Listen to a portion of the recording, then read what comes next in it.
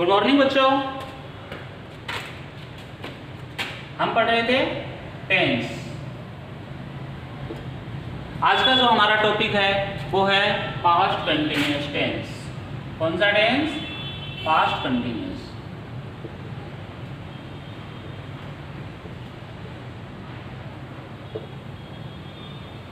Past continuous tense में किस प्रकार के सेंटेंस होते हैं? पास्ट कंटिन्यूअस टेंस में इस प्रकार के सेंटेंस होते हैं कि कोई भी एक कार्य भूतकाल में प्रोग्रेस पे होता है, यानी पास्ट टेंस में एन एक्शन और इवेंट इज प्रोग्रेसिंग। ओके, जैसे मीरा खाना पका रही थी, इस प्रकार के जो सेंटेंस होते हैं वो पास्ट कंटिन्यूअस टेंस में आते हैं। इसकी जो आइडेंटिटी है यानी पहचान है वो हम क्या करेंगे? रहा था, रहे थे या रही थी। चूंकि ये कंटिन्यूअस टेंस है तो कंटिन्यूअस को हम प्रोग्रेसिव टेंस भी बोलते हैं। कारण क्योंकि इसमें जो वर्क है वो एक्शन में रहता है, प्रगति में रहता है, चालू रहता है। तो इसमें जैसे प्रेजेंट कंटिन्यूअस में रहा है, रहे हैं, रही है, ऐसे आते हैं। पास्ट कंटिन्यूअस में रहा था, रहे थे, रही थी, इस प्रकार के सेंटेंस आते हैं। जैसे कमला खाना पका रही थी। कमला वाज कुकिंग फूड। ओके बच्चों, कमला वाज कुकिंग फूड, इस प्रकार के जो सेंटेंस है। इसके रूल्स, इसकी जो हेल्पिंग वर्ब होती है वो होती है वाज या वर। इसकी हेल्पिंग वर्ब वाज या वर होती है। वाज सिंगुलर के लिए यानी एक वचन के लिए और वर है वो प्लूरल के लिए। जैसे कि आपको पता ही है पास्ट कंटिन्यूअस टेंस है तो कंटिन्यूअस जो भी होता है उसमें हम वर्ब की फर्स्ट फॉर्म प्लस आईएनजी का प्रयोग तो करते ही हैं। तो first form plus ING this are used in all progressive और कंटिन्यूअस टेंस। ओके बच्चों, अब हैं इसके आइडेंटिटी वर्ड्स।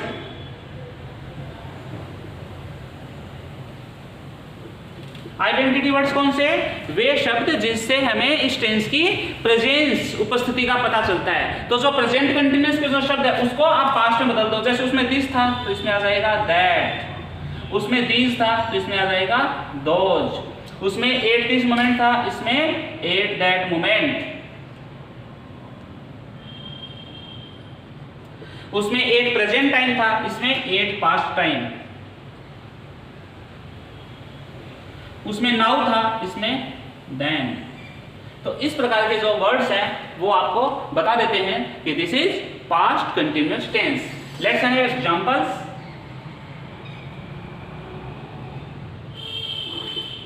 इंट्रोगेटिव है,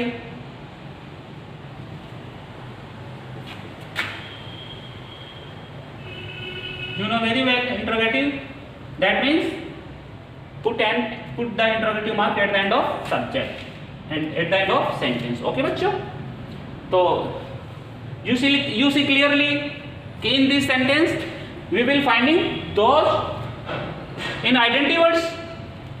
Okay, you subject क्या है? plural, तो helping verb यूज करेंगे क्योंकि interrogative है। we always use interrogative sentence helping verb before subject, तो इसमें हम वर्ब का यूज करेंगे वर्ब, और वर्ब के फर्स्ट फॉर्म में आईएनजी टेंस में लगता ही है। Doing, what were you doing on those days, उन दिनों आप क्या कर रहे थे। तो यू से पहले आपको वर्ब इसलिए लगाया क्योंकि यू प्लूरल है और ये इंट्रोगेटिव सेंटेंस है। और हमें किससे पता चला कि ये पास्ट कंटिन्यूअस है? दोज से। ओके, अब इसके फॉर्मूलाज में you know very well there are 4 types of sentence. Affirmative sentence first, second पे negative sentence and third interrogative sentence and 4 interrogative negative sentence. These are similar in all 4 sentences 1 2 3 and 4। First affirmative, second negative, third interrogative and the last interrogative negative. Alright, Affirmative meaning you know very well what is first subject. Subject plus helping verb. Helping verb इस tense की क्या है? was verb plus verb की first form में ing plus object and plus others. Alright बच्चों, this sentence affirmative sentence complete. Subject was verb plus verb की first form ing, object and others. Negative you know very well. We use not with helping verb in negative sentence.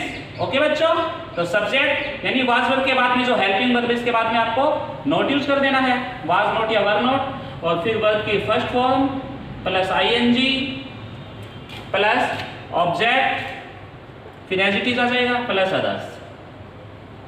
And in interrogative similarly interrogative mark है eight put the subject. तो सबसे पहले हम क्या करेंगे? Helping verb was या verb सबसे पहले आ जाएंगे, फिर सब्जेक्ट, उसके बाद में वर्ब की फर्स्ट फॉर्म प्लस ing, फिर ऑब्जेक्ट और फिर others. And put an interrogative mark in the end of sentence. And interrogative negative sentence we use helping verbs before subject and not also. Okay, so put helping verb before subject or put not after subject and the rest of similarly.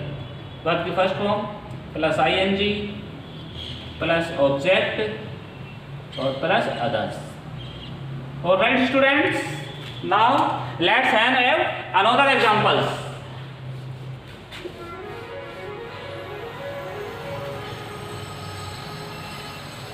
Affirmative sentence, negative, interrogative, and the last interrogative, negative. बच्चे कक्षा में शोर मचा रहे थे, हम इसको convert करते हैं. चिल्ड्रेन सब्जेक्ट हो गया.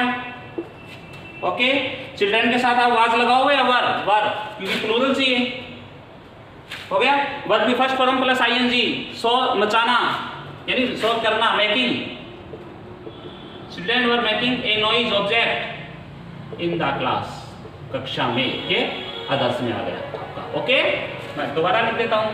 Subject, this is verb, helping verb, main verb, object और others. You will clearly understand in this sentence all verbs. Okay, negative में आपको नोट लगाना है. कहाँ लगेगा? Subject, was verb, helping verb, फिर नोट. बाकी ऐसे कैसे जाएगा? Making a noise in the class. Okay okay students, understand? Interrogative put helping verb before subject. Helping verb क्या है इसमें? वर्ब चिल्ड्रन कर दो. One children making a noise in the class and put interrogative sign in the end of subject. And interrogative negative you will clearly see we shall use helping verb, same, only change we put not after subject in interrogative negative sentences. And similarly the rest of them is same. A noise in the class. That's past continuous tense. This is affirmative, negative and interrogative negative. These are all 4 types of sentences in past continuous tense. Okay बच्चों, till then good night, bye, have a nice day.